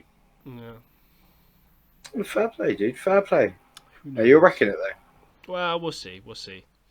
Currently up to 445 subscribers as of right now, so we'll see if that gets any more. Moving up. It's taken so long to get to here, man. Yeah, it's the hard part. The first 500. It's weird though. That like there's so many people subscribed that don't watch. Yeah. I don't get that. No, a lot of people will just give you the subscription to like to help help you out. Yeah. But they won't necessarily watch. I get that. It's often the way, really. To be fair, I imagine a lot of them are doing exactly what I'm doing, so they just don't have the time. That's it, exactly. But I'll watch my friends' stuff if it comes out. Depends on their content, really. But I guess you got to just focus on your own stuff, really, haven't you? Yeah, exactly. Just grind. Grind. Well, no one grinds harder than you, though. That's for sure. Well, thank you. there is illusion. There is illusion behind it. I mean, it seems the way I've kind of sorted all of my setup is that I can get multiple videos recorded in kind of one sitting. How's that? And then from that, so I'll sit here and I will sit here and play Shadow for 2 hours, an hour and a half to 2 hours, and I've just stop and record every 10 minutes. So it's 10-minute episodes of it. And if you think about it, just sitting there playing the game, I've then got how many videos there sitting there, and then I just edit them all up. Yeah, so you have to do like intros and outros to all of them, right? Yeah, but I've got. Well, no, I don't. I just do my channel intro. Unbelievable. I just have my channel intro and I go straight into the gameplay. You lazy bastard. No, I'm joking. Normally, do you know what? I used to always be for doing those. Yeah. And then I thought, like, how many witty things can I come out with about this game? This game is going to be over 50 episodes because of all the endings. Oh, wow. How many times am I going to stand and say, "What's up, guys? We're back for another episode"? Like, no one cares. No one cares. about that. They just want to get in and see what is this part of the game going to make me swear more than any of the others? Do you know? So I just bang. It's funny when you say that as well, because I've taken someone commented on, I think my second channel on a video, and it was a criticism, and they were like being really horrible and like abusive and stuff. But one thing they did say that stuck with me was they were like, "Oh, it takes you ages to get to the point," and I was like, "Huh, interesting." So like it bothers this person that I had like because I like to go on tangents in my vlogs and stuff, and I still do that, but like I thought a lot more now about making sure that I'm answering the question as fully as possible, and preferably sooner rather than later as well. So if I do go on tangents, at least the core of it has been addressed, and everything else is just like extra. But even with the podcast, if I ask a question and it goes on tangents, I make sure to pull it back to like the original point. And try to get that consistency there. So I get that. That makes sense. Yeah, I don't know. I think I'm learning from that, but I think that like it's not an easy thing to do. And no, it definitely not, dude. Yeah, every type of content is different as well. Like it all. There's no like handbook on how to do this. Do you know what I mean? It's just like what works for you is right. Exactly. It's all a learning game. That's all YouTube ever is. That's all any social media presence is. Yeah. It's just trial and error the whole time. You'll get things right, you'll get things wrong. It's about learning from what you get wrong and making things right from it at the end of the day. Just. Do you know what? I'll give this as well to like preface on something we said in the last podcast. The question you asked me, my advice for anyone that wants to be a YouTuber is actually read your analytics. How? Like go through your analytics, learn your analytics, because they make such a difference. But like how should they read them exactly? What should they? Well, like for instance, I was looking on YouTube Studio recently. I think it was yesterday, in fact, and I was looking at like. What times views come in, what dates the views came in, and what days did I get view drops and things like that, and I was able to attribute it to a few things. I was like, okay, well on this day I didn't do a stream, so that explains why the watch hours went down significantly on that day. But then we had a stream the following day and we had an upload the following day, so that's brought it up. And it's just little things like that, and then you can look at those videos and you can look at like things like keywords and be like, okay, what clearly worked for this video? What helped get it those views and that kind of thing? Like, it's very intricate, and it's not all necessarily presented to you in one screen. You may have to look at the graph and say, okay, on this date, yeah, we did this many views, and then you have to go through your videos from that date and see, okay, so this is what did it. Now, what do you think it was from that? Okay, well, I'll search these keywords and see what comes up for these keywords and see if how quickly my video comes up in the results, whether there are other keywords that are getting more searches and more valuable that would pull me in more views. There's just a whole range of things, dude. Yeah, I'd kind of forgotten about all of that because I knew about this stuff through various like corporate jobs that I've had in marketing, but I guess I'd never really considered the value of that in terms of YouTube. I guess I need to just start looking at this stuff again. Defo worth having a look, dude. 100%. Yeah, I mean, I do know that, like, for example, this isn't specifically to analytics, but I've realized that if I upload a video on a Friday, it bombs. Don't know why. Yeah, but it bombs. Weekends, it's because research suggests that Monday to Thursday people spend their most amount of time on social media. No, but that's the thing. Weekends I do well. It's specifically Friday for whatever reason. It's just something about that day that everyone's like, nope. Maybe it's because you don't like go do your normal routine, like you go to work after the pub or something. Yeah, because here's what I think, right? Yeah, on a Friday, the last place you're going to be is home. Yeah, like you said, yeah. So it's like, why the fuck would I be watching a YouTube video on and that's the thing. Like, a lot of the time, if I upload at the end of a week on a Friday or something, it's just because I have like no other days free. Yeah, I get you. Like I said, like I just have too much content right now, which is a great problem to have. But Yeah, fully. it will get better. But yeah, no, weekends for me has always been like my go-to. At one point, it was once every week on a weekend. Now it's like every weekend. And then the podcast at the moment is weekdays. But again, I still go on that whole thing of like as and when. Because I don't want the podcast to be a schedule thing, because I will just stress the fuck out. Yeah, completely. I've done that before, and shit, we were only doing it once a week, but even that was stressing me out. Yeah, I can imagine, dude. It's amazing how difficult it is to just get a couple of people together once a week. Like, it's insane. You think it's easy. You think because you think everyone has the same work ethic that you do, and I'm not. This is not me shouting at them. I'm just talking in general, like group projects and stuff. Like yeah. And people's lives. You know, people have shit going on, things that you can't handle. Some people have different. You know, like for me, I prefer to do like a ton of stuff. Like you, I like to do a ton of stuff in bulk and then work on it later. You know what I mean? Yeah, I get that. Like I prefer that to doing it like every week. You know, with no time to spare. That's just how I like to roll. But like, I can kind of see, you know, like ideally, I would have the podcast like Joe Rogan, where I'd have like a studio, have the person come in, record it, and it's released as like that. That's the podcast. Yeah. That would be perfect. But obviously, I don't have that luxury right now, so I kind of have to work with what I have. And I like this setup now. I think it's good. But yeah, I kind of like doing it as and when, because you know, if I don't have any stuff coming out immediately, I guess it kind of forces people to look back and look at older stuff. And yeah, 100%, dude. Yeah, you know, I mean, I don't know. I guess I'm not stressing about it because it's still very early days. The views have been so weird, and like, check this out, right?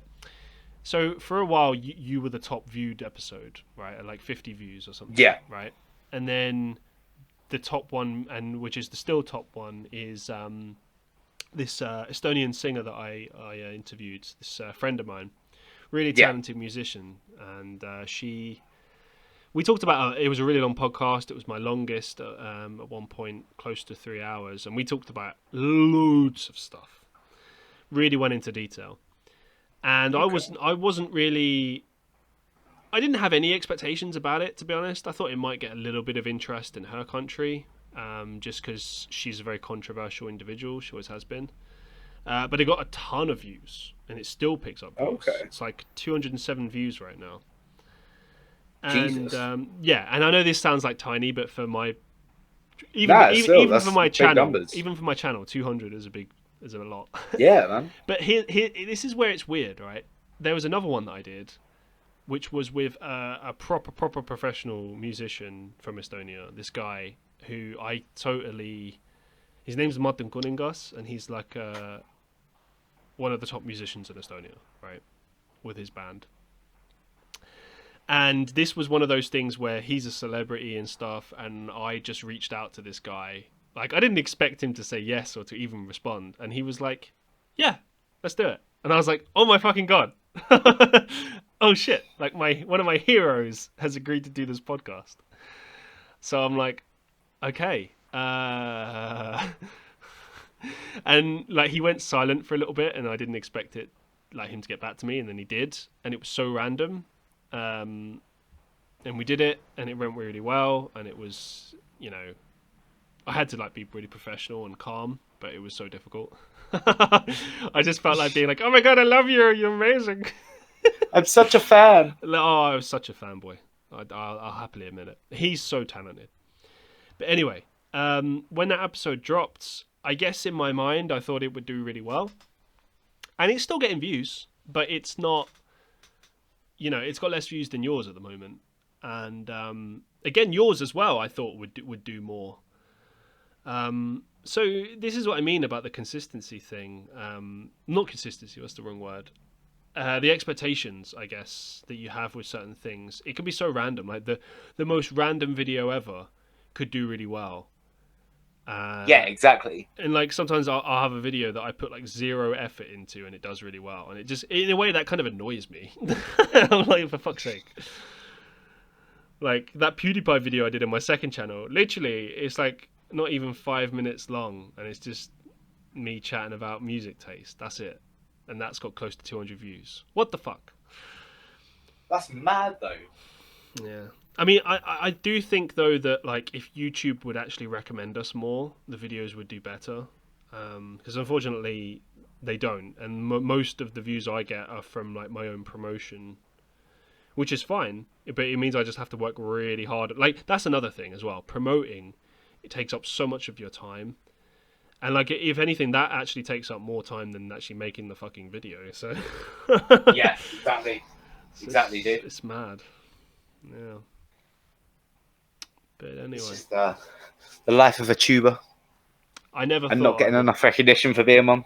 Nah, people still like. So, actually, a lot of people, when I tell them I'm a YouTuber, younger people are like, "Wow," and older people are like, so it's like, yeah, exactly. That's the kind of range. It's really funny. It's such a generational divide. It really is, because like our generation as well are the ones that not laugh at it, but like don't see it as like a proper job or like a proper career path or something. Yeah, I think I think that's an old-fashioned way of thinking. From let's look at reality here. A lot of people have made a very successful living on YouTube. They have. It's a thing you can do. There's no point saying that's not a real job, because yeah, it is. I'm really jealous to be fair, of certain YouTubers. Like, there's this YouTube channel I subscribe to called Cinemassacre. And it's very famous. Oh, I love Cinemassacre. Yeah, it's the home of for those who don't know, Angry Video Game Nerd. Angry Video Nerd, with James Rolfe and Mike Matei. They also do like film reviews, all sorts of stuff. But they have this series that they've been doing for 8 years, and they've actually just gone on hiatus for it. But called James and Mike Mondays, where they would release a video every Monday of them playing a game.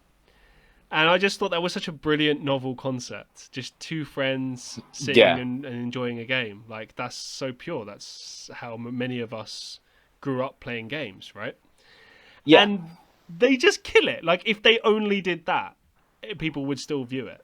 And I'm like thinking about this in my mind. It's like, it's literally just two guys sitting there playing games, and that rakes in views, and they get money from them. Yeah. What the fuck is this world? Crazy, isn't it?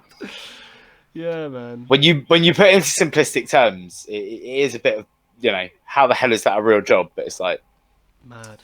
It's not. This is the thing that I don't think people will ever understand unless you're a content creator. Yes. It's not what you do on camera that's the work. It's everything else. It's the 12 hours plus after that. After that button has gone. Or no, in fact, there's hours before in terms of prep and framing your shots and setting things up and everything. The work doesn't finish when you turn off the camera and you hit pause on the game. It finishes when the video is completely rendered, when you've gone online, you've filled out all your information for it, which takes a while to do all the YouTube information. If you're going to do it properly, it takes quite some time.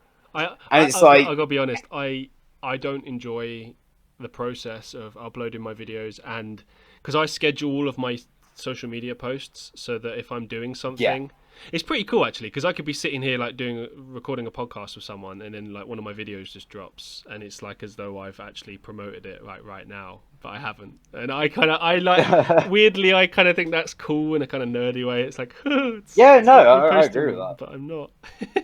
Just pushing it all forward. Well, it means that like I could go out and, I don't know, play basketball, and I don't have to maintain my social media. Like, it's done for me, kind of thing. Yeah, exactly. So I'd recommend that to anyone. If you do schedule your videos ahead of time, then schedule your social media as well, because you can do it on Facebook, Instagram, Twitter. You can do it on all three of those. Okay, and I've done it on Facebook quite a lot. You can check this out. So you can link your Facebook to your Instagram, your Facebook page to your Instagram, and get it to. There's this thing in Facebook Creator Studio. So if you schedule in Facebook Creator Studio, So long as you've linked your Facebook page to your Instagram, you can cross-post to Instagram and post the exact same post. Okay, that's sick. And it will come out at the same time as well. Or whenever you schedule it. So if you wanted to do it later, you could. Amazing! It's so good. Yeah, that's how I do it. It's not a bad plan at all. You can tell. I can tell that you're like, Let me look at scheduling this shit so I never have to post anything manually ever again. Pretty much.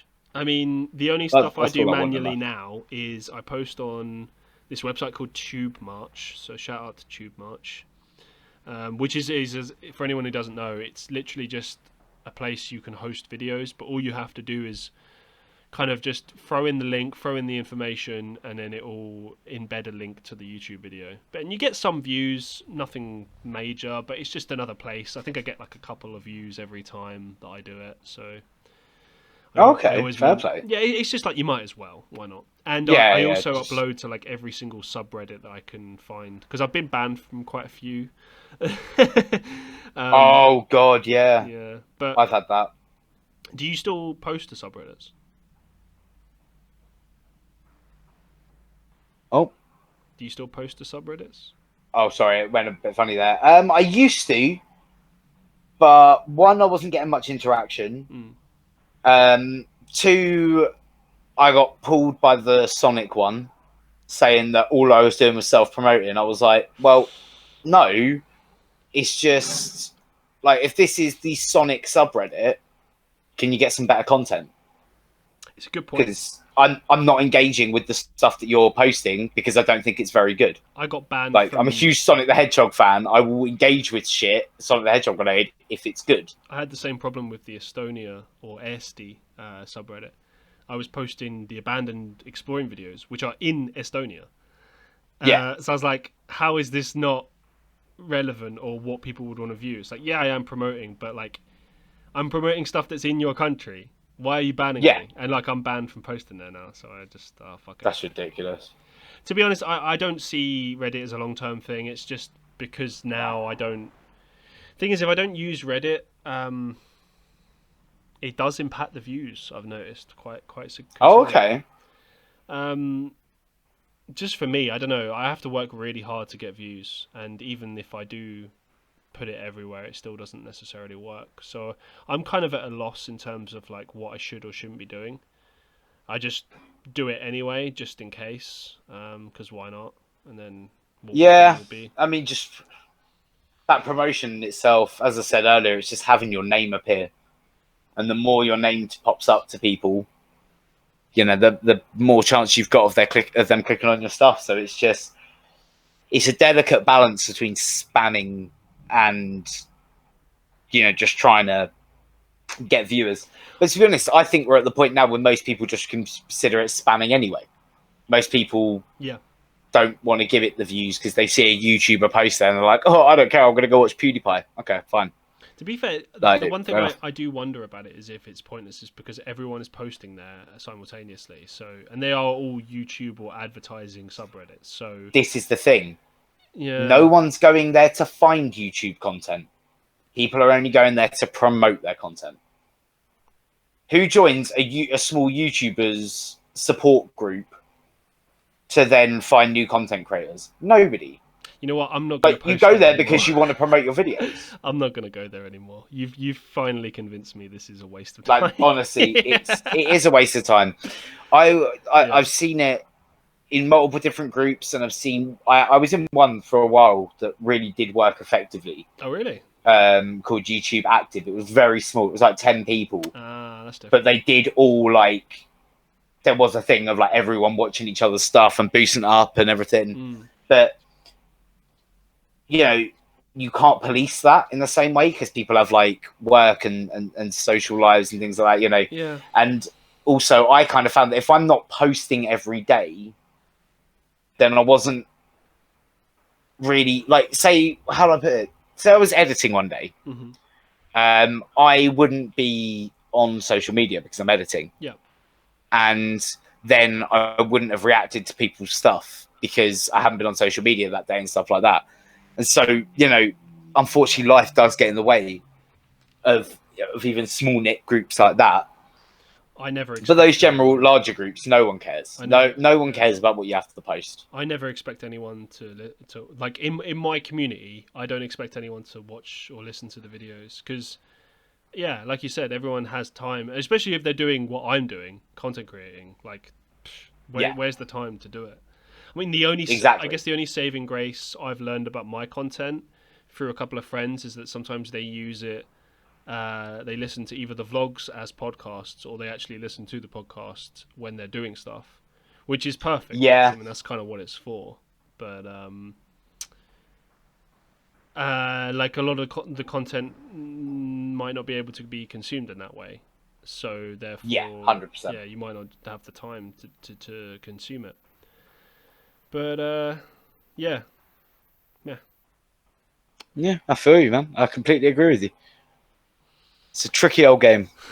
It really is. It's a tricky old game. Wow, man! I can't believe we've held a conversation for like close to 2 hours at this point. It's mad. Jesus, man, we're outdoing the last one. How long was the last one? Oh, an hour and a half, maybe. Oh, we've already surpassed that. Yeah, we're smashing it. Smashing it. Speaking of the last podcast, you mentioned that you were doing potentially some merchandise. Yes. What's the situation? It's coming along. Right. Unfortunately, when you do these things for the first time, you realise that they take a lot longer than you anticipated. Yeah. And there's a lot more factors involved. I'm in talks with a few different printing companies at the moment. Oh, wow. Okay. Just getting some quotes. Right. Because obviously it's not going to be a thing of like, we're going to print all your merch for you and all this kind of thing. Like this is all off my own back. I have to buy the units in the first place and figure out how much you should charge them for that way. Yeah, exactly. So it's in the works at the moment. I'm getting a few quotes in. The designs are all finalized. We know what's going to be on the t-shirts and where. It's just you're going to be setting up a website. I don't know. I think I might do it through like a big cartel or something like that. Right. Or a Shopify, just because, then it's building a website on top of that, which is a lot of work. But also, you can sell YouTube merch underneath your video. Yeah, I saw that. So I'm probably going to look into doing that as well. I think you have to be partner to do it, don't you? Yes. Yeah. You lucky bastard. But I would reckon we'll be partner by the time the t-shirts actually come out. Because I really don't think it's that far away at this point. We've picked up 0.5k in like just over a week. What? Yeah. Holy shit. Like 0.5k views in just over a week. So damn. Okay. Wow. It's really not far off now. Yeah, I think the monetization will come soon, and once that's happened, you'll be able to see a nice little box under the video. Oh God, I'm telling you now, I will lose money on this. I will not make money on this. That depends how much you charge for it. Yeah, well, I think there's tons of factors, isn't there? Really, when you think about it, We're talking about the t-shirts, aren't we? Yeah. Right. Yeah. I mean, look. Realistically, I've seen printing. It depends, like the nature of the quality, the quality, and the nature of the designs. Yes. So, like, if you're going for like cheaper designs, I reckon like a minimum, your cost is going to be like, let's say like £4 to £5 per shirt, something like that. Realistically, right? Yeah. So if you charge at like at £10 per shirt, then you're making a profit, you're covering your overheads. Yeah. It's reasonable, and it's not asking too much. That's kind of like standard price. It's when it gets more expensive than that it's like people start going, I don't know, Yeah, exactly. But I can imagine there probably will be more than a tenner, purely on the basis that I'm not going for bad quality prints or bad quality actual t-shirts. Have you thought about doing a variety? I only want it to be something I would wear. And I wouldn't wear like something that's a cardboard kind of feeling t-shirt that is gonna feel even worse after about 2 to 3 washes, dull in colour. That's not stuff I choose to buy. So it's not stuff that I'm gonna choose to sell, if you know what I mean. Have you not thought about, doing like a variety, so you have like one on the cheaper side, one mid-range, one high-end, something like that. I had thought about it, but the problem is then, one, you're offering confusion in some regard. How's that It's confusing? like, what, mummy, why is this one worth more than this one? Because when you've got a model wearing it, you can make it look better than it is. So say like you had three t-shirts up there that were basically the same, just different qualities. There's going to be some confusion as to which one's which and what is the deal with it. Two, you have to put in even more capital because you're buying. Not only have you got to cover the cheap ones, you've got to cover the mid-range ones and the top-end ones. And I don't know. I don't want to put quality. I want quality to be as a standard to be top notch. I'm not saying necessarily to have bad quality stuff. What I'm saying is, like, if you have a range of different prices. So, like, hypothetically, like, I see this on a lot of creators' pages, right, where they'll have, like, let's say, like, a t-shirt for, like, £10. Maybe they have, like, a hoodie for, like, 20 or 35, and they have something in the middle that's, like, because you said as well, didn't you say something about doing, like, maybe wristbands, or you definitely said something about doing masks. I remember that. No, masks and mugs. That will kind of be like I suppose it will kind of work in that way. Yeah, I imagine mugs will be the cheapest. Right. Masks will probably be mid-level. And then t-shirts probably the top one. In that regard. Will the masks have like a Sonic-y picture on it? It will have the current Calamity Hatcher logo. I was going to say, because you can't get away with having actual Sonic on there. No. Weirdly enough, people will make Mario merch and sell it and that kind of thing because the character is allowed to be used for that purpose. Really? Like, yeah, for some reason people can do it. I've seen it loads of places with various Nintendo brands as well. But Sonic is not allowed. Sega hold on really tight to the character. God damn it, Sega, get your shit together. Wow. That will be a video that's coming soon, by the way, just hands up. Oh, really? You're going to attack Sega? I'm not going to attack Sega, but it's a video that I've kind of held off doing for a few months, which is what the hell is going on with Sonic the Hedgehog. Oh, shit. And I've given Sega enough time to let us know, and they haven't. So now I'm making the video, and I'm going to say, like, get your shit together, people. Damn. Hatch is going out on the loose. I'm going out there. I'm going in. Going to attack everyone. Watch out. It's going to be amazing. Watch out, Sega. I'm coming Watch out, Sega. I'm coming.